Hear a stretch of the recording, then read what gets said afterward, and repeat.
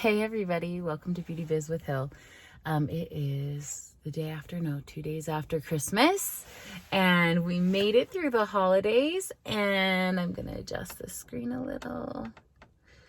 And I'm just happy to have you here. I just finished my workout.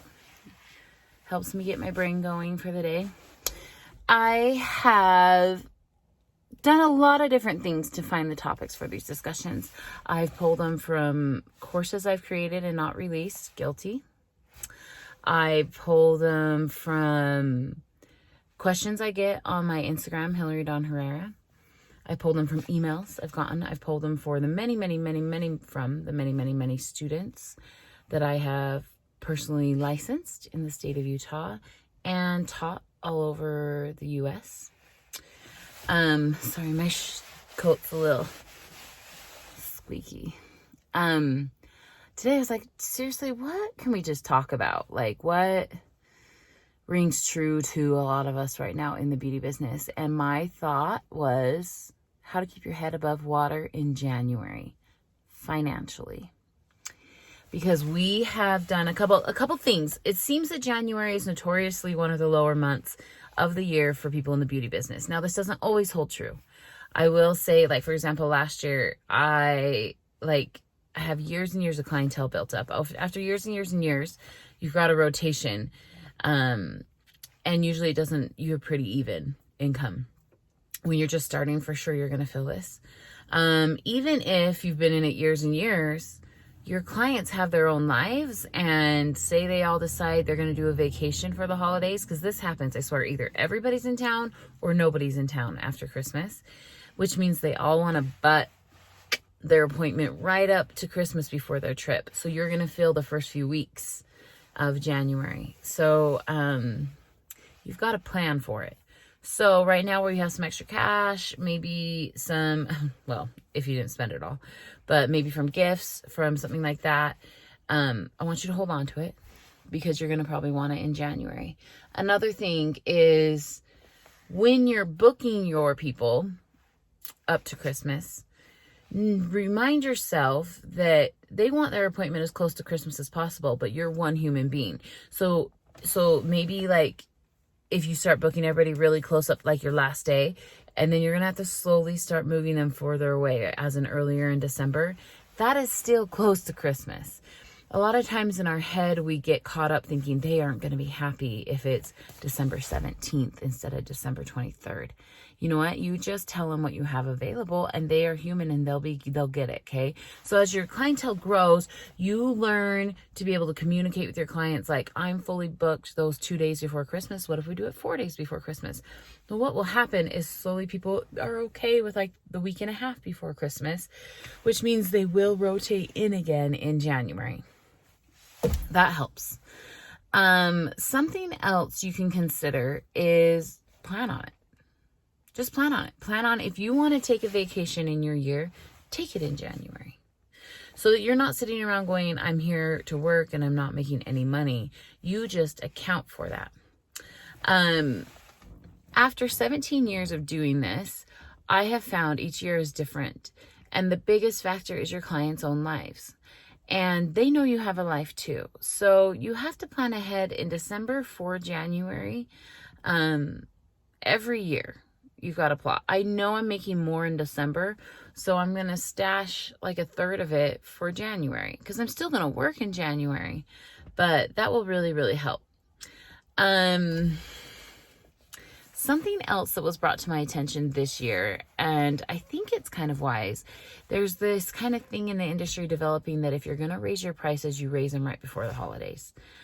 I think there's some wisdom in this. Now, I'm not talking nickel and diming clients. I'm talking like you legit have looked at the numbers, you've looked at your cost, you've looked at your extra training you've taken, you've looked at your extra value you're bringing. You can't just like fake it and pretend you're bringing value. You can't be brand new and be like, I'm charging more than the person down the street who taught me, unless you're better than them.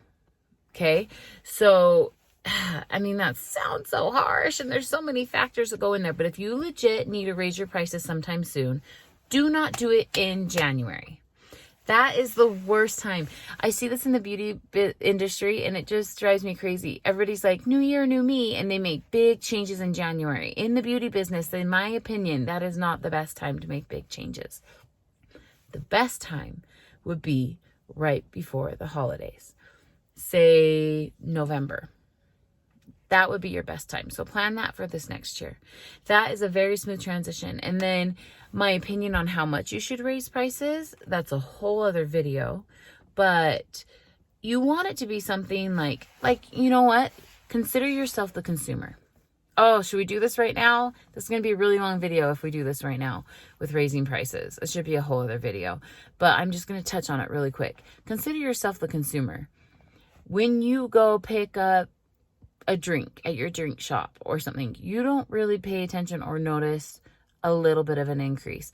And it's not because they're trying to sneak it by you. It's because they've looked at their numbers. They know exactly what they need to make. They know their costs and they know they need to be paid more. And then they spread it out over their items people are purchasing or the services they offer. You're doing the same as the provider of the service. So consider that, and we'll do a whole other video on it. But in my opinion, they shouldn't be giant raises. Okay. They should be something that's reasonable and that you as a consumer are willing to pay. Okay. So those are things to take into account. I know we're maybe a minute behind that and we probably should have needed this video back in October, but here we are, and you're going to plan for it next year. So you're going to save some cash. If you're going to vacation, you're going to do it now. You're going to stack your clients when booking them, not all the day before Christmas Eve. You're going to spread them the 2 weeks before. That means they fall back in January. You've got to watch out for yourself and you've got to watch out for your clients too. Because see, then this is what happens is, you know how you had such a crazy December? It's going to be a really, either they're all just going to skip their January appointment because they're out of town or they got them done pretty close. Let's just go to February. That hurts your pocketbook. Or it could get really crazy at the end, which you're grateful for the money and you need it to pay the bills that you haven't paid for 2 weeks, all of that. But then you're in stylist hell again. You're in nail artist hell. So don't do that to yourself. Stagger your appointments. We have Valentine's coming up. It is a big holiday in the beauty industry. You want to see the goal for, okay, rule of thumb here. You want to see your clients between Christmas and Valentine's. So you want to see them in January. So whatever you've got to maneuver to do that, do that. I hope that made sense. If you're watching this and you are a client or a consumer, because I'm a client consumer, I get my lashes done, I get my hair done.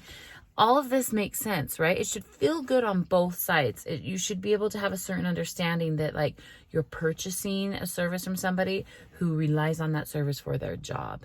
So, and they're not superhuman. They can't do all their clients the day before Christmas. Anyway, I feel like I blabbed a little, but I know this is super, super valuable. Please take it into account. Please share this. Thank you for subscribing. I will do another video on price increases. I know it's uncomfortable. I know it is. So we'll talk to you soon. Look for that. Have a fantastic day.